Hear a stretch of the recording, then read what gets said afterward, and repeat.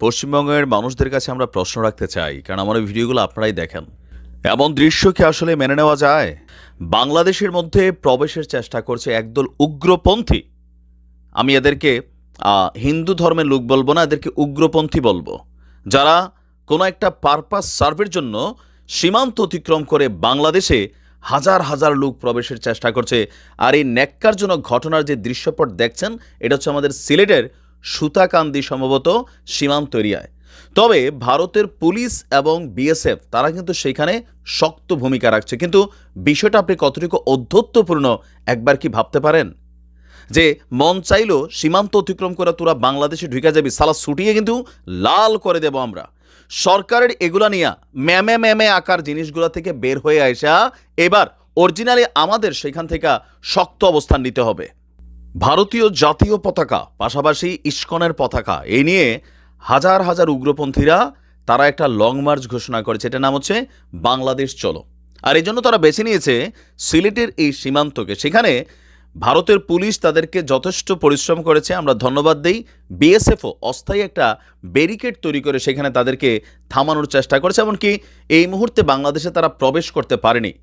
কিন্তু যদি প্রবেশ করে তাহলে একবার ভাবেন বিষয়টা কি হবে।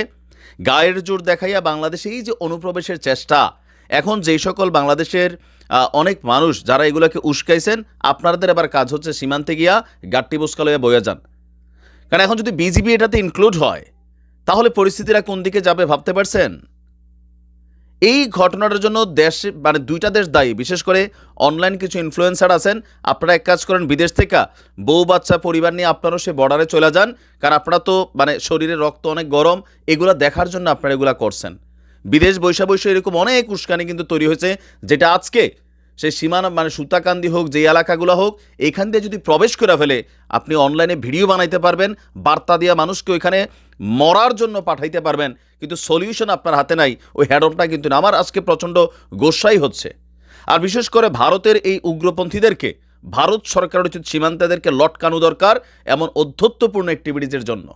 কি একটা অস্থির সিচুয়েশন তৈরি হয়ে গেছে রে ভাই। বিষয়টা কি খেলা খেলা শুরু হয়ে গেছে? তো যান, যারা মনে করছেন যে ভারতের সাথে যুদ্ধ করে জয়লাভ করে ফেলবেন, এই মানুষগুলারে যারা বাংলাদেশে এরকম উস্কানি দিচ্ছেন, এদের সবাইকে ধইরা সীমান্তে পাঠাই দেন। তোমরা খেলো আর আমরা অনলাইন থেকে দেখি। মানে বিষয়গুলো কিন্তু এখন আউট অফ কন্ট্রোলে যাচ্ছে। 2-4টা লাশ পড়ে যাবে আমি দেখতেছি। কারণ ভারতীয়রা যদি ঢুকে, এরা কি এখান থেকে বের হয়ে যেতে পারবে না। বাঙালি পিটাই এদেরকে কিন্তু ওই পার পাঠাই দিবে।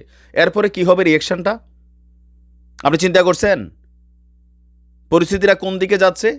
ভারত অলওয়েজ এরকম অধ্যত্বপূর্ণ অ্যাক্টিভিটিস করে, মনে করে যে বাংলাদেশ তাদের বাপের দিনের জায়গা, তাদের বাপের দিনের দেশ। আর এগুলো নিয়ে এদের দেশের তাদের উগ্রপন্থী অ্যাক্টিভিটিস নিয়ে আজকে বিশ্বকে দেখা উচিত যারা কি করে, বাংলাদেশে কোথায় হিন্দুদের সাথে কি ঘটছে।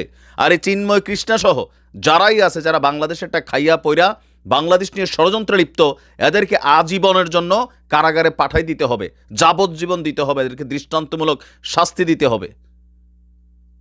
বাংলাদেশের সার্বভৌমত্বের উপর আঘাত হয়েছে আজকে এটা যেটা হয়েছে। আজকে তাদের দেশের বিএসএফ যদি না রুখতো তাদেরকে, তাদের পুলিশ যদি না রুখতো, এতক্ষণে দুই সীমান্তে ধরেন 200-100 মানুষের লাশ পড়ে যেত। এগুলোর দায়ভার কে নিবে যারা এসব জিনিসকে উস্কাচ্ছেন?